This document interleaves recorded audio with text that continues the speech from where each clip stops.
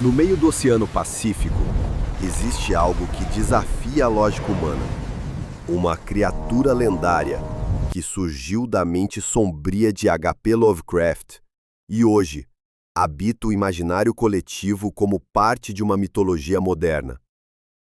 Alguns a chamam de monstro, outros de Deus, mas o nome que ecoa em pesadelos e sussurros é Cthulhu, uma entidade tão antiga quanto os medos mais profundos da humanidade.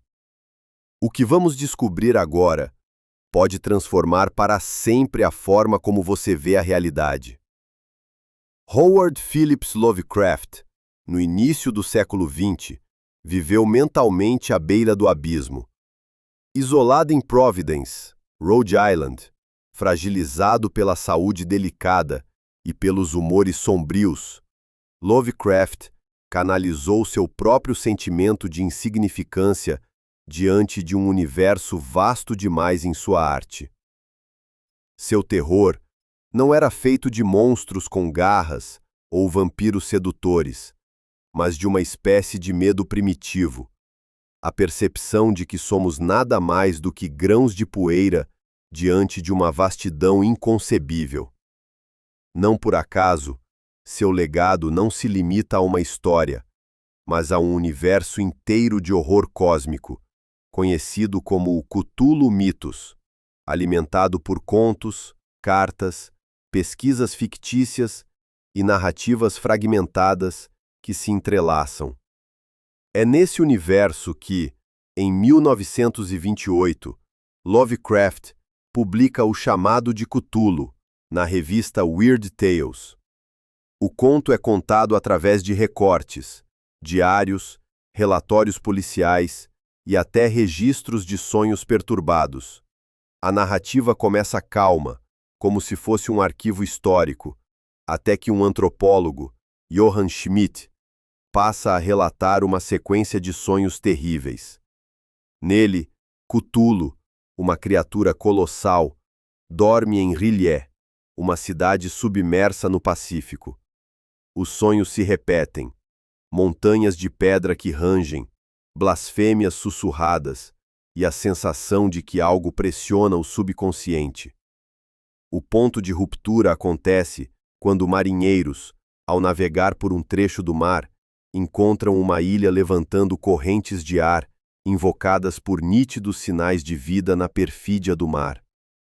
Relatos falam de vigas tremendo e até mesmo do nível do oceano retroceder, como se fosse puxado para dentro da terra.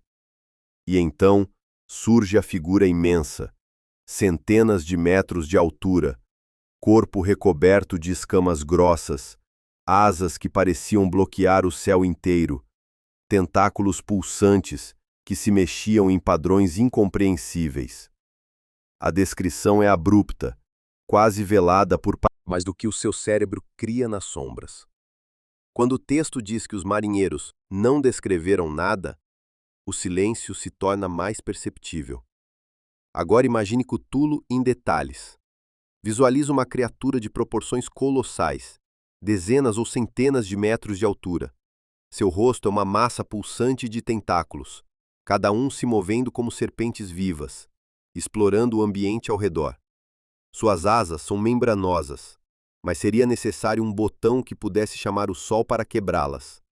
Os braços terminam em garras afiadíssimas, prontas para rasgar a sanidade humana em pedaços. O corpo inteiro é coberto por escamas estranhamente refletivas, como se levasse o mar dentro de si. E quando ele se manifesta, sua voz ecoa das profundezas, gutural, que reverbera em frequências que o ouvido humano só entende como medo puro. Entre as palavras da língua de R'lyeh ressoa Fanglui Miglinaf, Cthulhu R'lyeh, Uiganagu Ftagin. Uma frase que vibra como promessa de irrupção, de retomada de um poder adormecido. O efeito psicológico dessa ideia é muito profundo. Existe algo chamado ansiedade cósmica, que descreve e justifica o impacto que Lovecraft visava. É um temor quase filosófico, a sensação de que não somos senhores do nosso destino, de que o acaso, o universo e forças que não conseguimos nem conceber conduzem à existência. Filósofos literários como Thomas Ligotti falam dessa vertente, mas a psicologia moderna também busca entender por que visões de imensidão podem causar pavor profundo. A ciência, por sua vez, nos lembra de que só exploramos uma fração ínfima de nosso próprio planeta, menos ainda do espaço. A Terra tem cavernas inexploradas, oceanos profundos, criaturas estranhas. E o espaço? Tem buracos negros, exoplanetas bêbados de radiação, tempestades de plasma que varrem sistemas inteiros.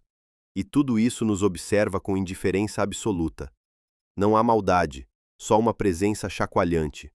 A insignificância do humano diante do todo. Da ficção para a cultura pop, Cthulhu tomou formas variadas.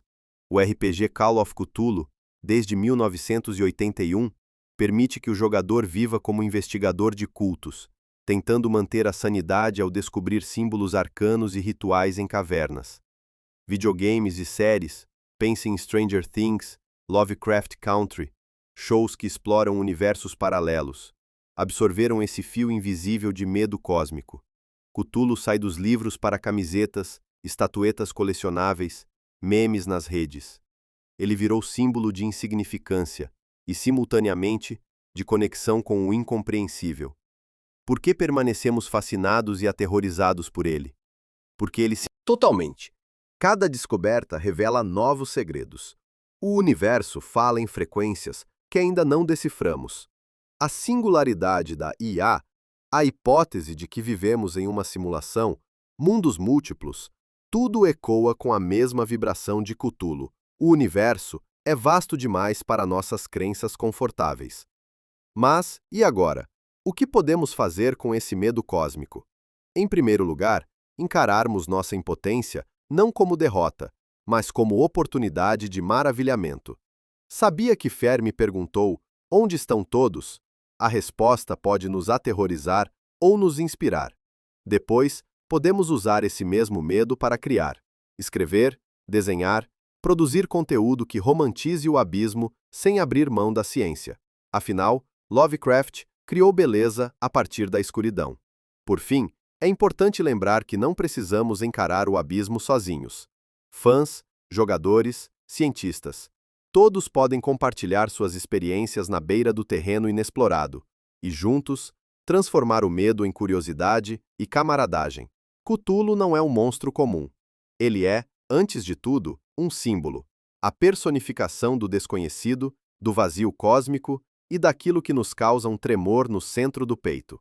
Sua imagem despertou um senso coletivo de insignificância, um clamor por explicação, uma ansiedade que dialoga diretamente com o abismo. A pergunta que fica é inevitável.